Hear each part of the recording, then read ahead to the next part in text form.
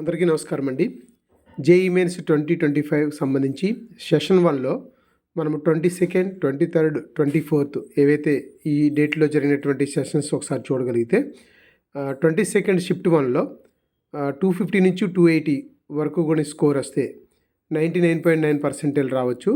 అదే 240 నుంచి 250 వరకు అయితే 99.8, 210 నుంచి 230 ఈ మధ్య స్కోర్ కానీ వస్తే 99.7%, 200 అబోవ్ వస్తే 99.6, అది 200 దిగింది అంటే మాత్రం అంటే 190, 195 ఆ మధ్య స్కోర్ కానీ వస్తే 99% వరకు వచ్చి ఆగిపోవచ్చు.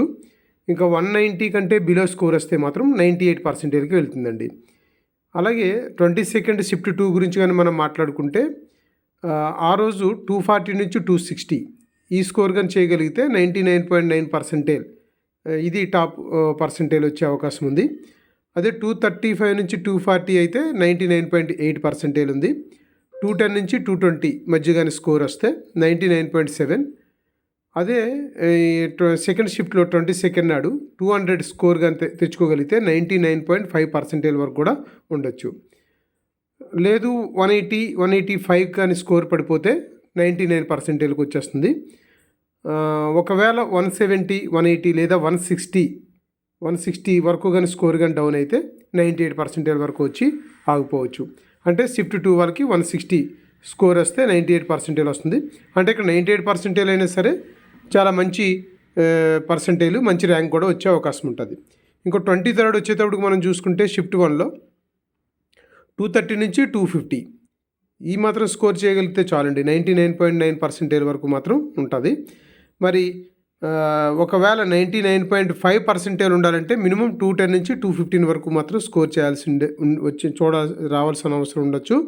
అలా కాకుండా 160, 170 మధ్య కానీ స్కోర్ వస్తే 98% వరకు వాళ్ళు పర్సెంటేజ్ సాధించవచ్చు.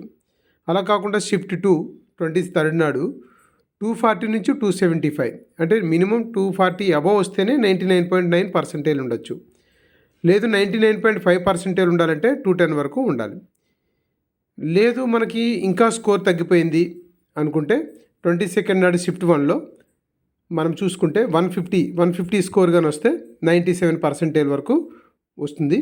అదే షిఫ్ట్ 2లో 140, 150 మధ్య కానీ వస్తే 97%కి మనకు ఆ స్కోర్ సరిపోతుంది. అలాగే 23rd నాడు షిఫ్ట్ 1, షిఫ్ట్ 2 కూడా షిఫ్ట్ 1 అయితే 140 నుంచి 150, షిఫ్ట్ 2 అయితే 150 నుంచి 155, ఇది 97 వరకు మన పర్సెంటేజ్ రావాలనుకుంటే.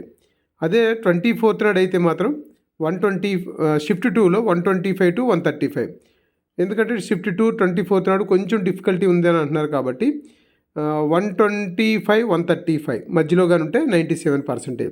97% అంటే మాత్రం మంచి ఎన్ఐటీల్లో మనకి ఏదో ఒక బ్రాంచ్ సీట్ అయితే వస్తుందండి. ఒకవేళ 96%కి కానీ మనం ఒకవేళ 96%కి అయితే మాత్రం 22nd నాడు 135 నుంచి 145, షిఫ్ట్ 2లో ఏమో 125 నుంచి 130. అదే 23rd నాడు అయితే 125 నుంచి 130, షిఫ్ట్ 2లో 135 నుంచి 145. అదే 24th నాడు మనం చూసుకుంటే 120 నుంచి 125, 150 నుంచి 120. అంటే చూడండి, షిఫ్ట్ 2 24th నాడు కొంచెం డిఫికల్టీ లెవెల్ ఎక్కువగా ఉంది కాబట్టి 96%కి కూడా 115 స్కోర్ వస్తే సరిపోతుంది. ఇంకా 95% అండి, మనం 95%కి డౌన్ అయితే మనం ఎక్కడ చూసుకోవాల్సిన అవసరం లేదు. ముఖ్యంగా జనరల్ అభ్యర్థులు కానీ ఓబీసీ వీళ్ళెవరూ కూడా 96 వరకే కొంచెం హోప్స్ ఉంటాయి. 95% ఏంటంటే జేఈ అడ్వాన్స్కి క్వాలిఫై అవుతారు.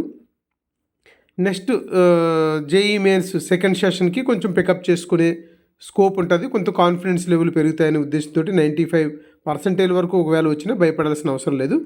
బట్ ఎక్కడన్నా 888లో ఎక్కడో లీస్ట్ 888లో సీట్ వచ్చే అవకాశం ఉంది. ఇది 22nd, 23rd, 24thకి సంబంధించినటువంటి మార్క్స్ వర్సెస్ పర్సెంటేజ్ అండి. మరి ఏదేమైనా ఆల్రెడీ ఎగ్జామ్స్ అయితే అయిపోయి ఇంకా సెషన్ 2 కూడా మళ్ళీ అప్లై చేసుకోమనే అవకాశం మనకు జేఈ ఎన్టీఏ వాళ్ళు అనౌన్స్ చేశారు. దానికి సంబంధించి నెక్స్ట్ వీడియోలో మనం మాట్లాడుకోవచ్చు. కాబట్టి మీరందరూ కూడా ఈ యొక్క వీడియోని లైక్ చేయండి, షేర్ చేయండి, సబ్స్క్రైబ్ చేయండి. థ్యాంక్ యూ సో మచ్ అండి.